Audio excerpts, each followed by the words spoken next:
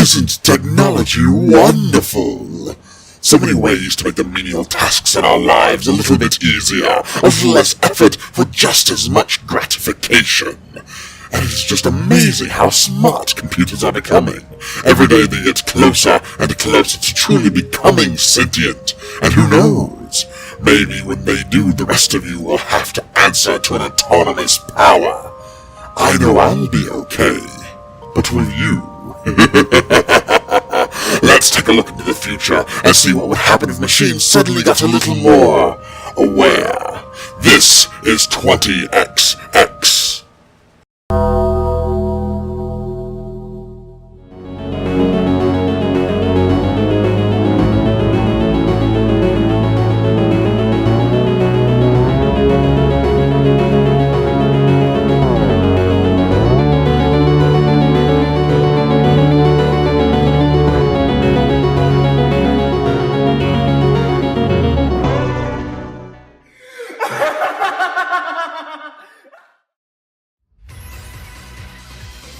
In the year of 20XX, robots run rampant and are threatening lives, and it's up to two robo-hybrids, Ace and Nina, to fight back and save humanity. It's laser bullets and plasma blades galore. The story for this game is very basic, and almost mimics that of the original Mega Man games in execution. You follow Nina and Ace in the distant future past of 2090, where apparently Doc Brown worked for future Amazon, who built Skynet, and then everything went bad. And in order to defeat the Terminator, he gave the last survivors robo-parts to be able to survive and fight back. Long story short, the story isn't that important. 20XX is a love letter to Mega Man X the series, in both presentation and gameplay. The 2D sprites are well drawn, and the enemies are unique and have cool designs. The power-ups are also fun little nods and Easter eggs to other games if you know where to look. The music is par for the course in this sort of game, and while it may not be my particular jam tunes, it is still good music and deserves to be mentioned. Each of the stages are individually themed and feel different from one another, not just platforms to jump, climb, or run through with a different coat of paint. 20XX is a 2D platformer roguelike, and in the immortal words of Egoraptor, this game is about jump and shoot. Now, that's not to say this game is strictly a Mega Man X clone. The variety of stages, mixed with the playable characters and obtainable weapons, do harken to the style of Mega Man X, but that is where the similarities end. You have three characters to play as: Nina, the jumping and shooting gun robot, Ace, the jumping and slashing sword robot, and Hawk, the DLC whip-wielding hybrid robot. Each has their own weapons, and specific weapons that only they can wield. Scattered throughout the levels are various shops, which can include heal restoration, energy restoration, speedrun challenge rooms, and more.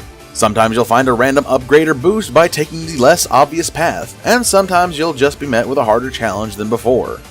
There are four main levels of this game: Vaculab, Sky Temple, Agnesort, and Frost Store. These levels are made of chunks, and those chunks have various different builds within them.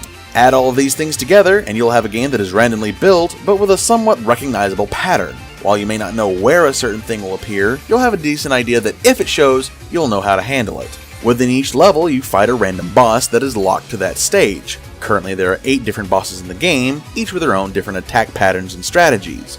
And here is the beauty of 20XX. Let's say you face Death Lotus in your first run. You play against it, and you recognize its attack patterns.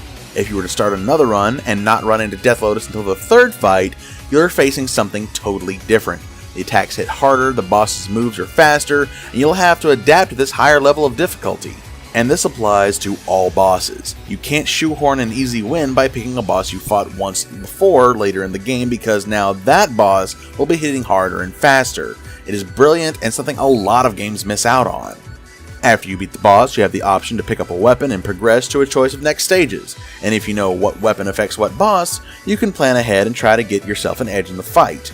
As you go through the game, you'll collect bits and soul chips. Bits can be spent in vendors in levels, whereas soul chips must be spent in the main hub area of the game to unlock passive and permanent boosts, or to start a run with a certain item in play. You have the option to stop a run in between bosses if you would rather cut it short and save your progress, which is really good if you don't want to just die and lose everything that you've been saving.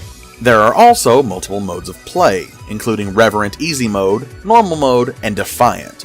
Defiant is unique as you can add various imposition onto the run called skulls. such as no health drops, everything at 150% speed, or enemies dealing way more damage, just to name a few. On top of levels of difficulty, there are also daily and weekly runs, hardcore runs, rush jobs, and speed racer. 20XX is a great game for casual rogues or hardcore fans of the genre. The way the stages get genuinely more difficult, not just as a change in what enemies you face, really makes this game stand out as both challenging and entertaining. With a multitude of game modes and various weapon styles you can control, this game is just plain fun. With that in mind, I give 20XX a Mega Man X out of 10. If you're a man of the X series but don't want to play through it for the 10th time, you'll like this game. It's fast, fun, and full of nostalgia. If you would like to see more of the gallery, please join our subscribers. Ringing the bell will ensure you will be notified in a timely manner.